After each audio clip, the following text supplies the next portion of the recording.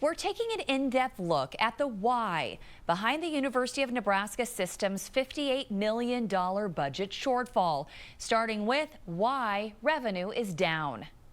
Did Nebraska take in less money from tuition, and is that a piece of the puzzle of the budget shortfall?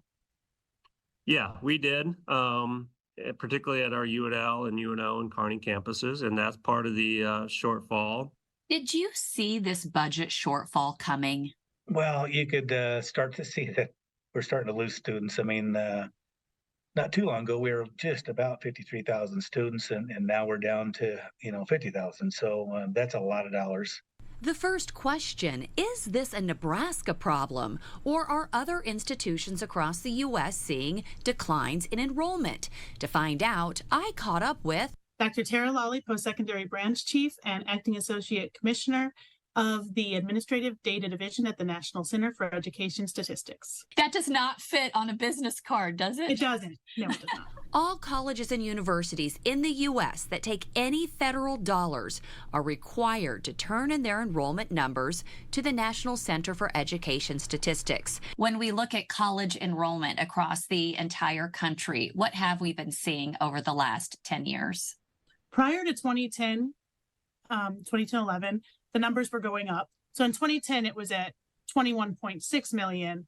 And in 2021, fall 2021, it was at 19 million. And when it comes to looking at the numbers, context is important. Numbers don't mean anything in a vacuum. You can look at the University of Nebraska and you can look at its peers and you can see what's happening with others in the same type of institutions. Of the 14 schools in the Big Ten, when you look at numbers over the past decade, 7 are currently at peak enrollment, and 7 have experienced declines from their peak enrollment.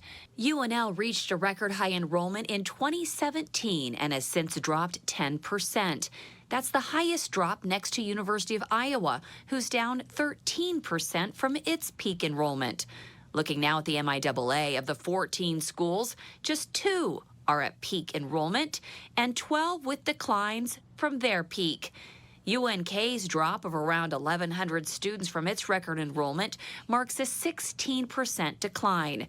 But looking at the rest, we see percentage enrollment declines with an average of 23, with one school in Missouri even experiencing a 43% drop in students. We actually believe we weathered the storm quite well compared to many others. Okay, I'm going to read these headlines that I found. Liz Welding is a higher education research analyst. She looks at the why behind the numbers. In 1980, really, we see the cost of college skyrocket.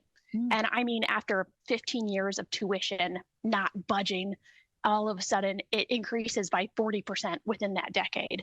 And now all of a sudden the cost of college is increasing. Median income for someone with a college degree is not increasing as much. That chips away at the return that you get on your investment in a college degree. And buckle up, in 2025, we're going to feel the effects of fewer babies born in the mid-2000s. They're calling it the enrollment cliff, because that's when all of those students who would have been born in 2008 in the middle of the Great Recession would be turning 18 and might be enrolling in college. And they just don't exist. We have probably hit the peak number of high school graduates, and for the next decade or so, it's expected to go down. So that's got to be part of our thinking as well, because we're all competing for those same students. You look across the country and we probably have too many institutions of higher education because there's just not going to be enough students to go around, plain and simple. But I think they've got an even bigger challenge as you look out the next 10 or 15 years. When you look at our modern technological society, there's a pretty good argument that skilled manufacturing, smart manufacturing, the other jobs in that economy are only going to require a 2-year college degree, not a 4-year degree. So that's going to be another challenge they face. But I'm still a huge believer that higher education is a great investment and can really change somebody's life. So we got to get that message out to our students. So bottom line, we have to do better on enrollment. It's too important to Nebraska. A strong University of Nebraska means a strong Nebraska. I do want to mention another reason the university took in less tuition dollars, and that's offering an increase in scholarships through the Opportunity Scholarship Act. offered to low-income families. Now, some may be wondering, how much did the pandemic play a part in decreasing enrollment? Well, it certainly didn't help. But again, referencing the statistics for the entire country, enrollment started going down in 2010, a full decade before the pandemic. Where the pandemic has really taken a toll, that is costs. The cost of just about everything across the board, including health insurance, salaries to retain professors who are in high demand, have all gone up.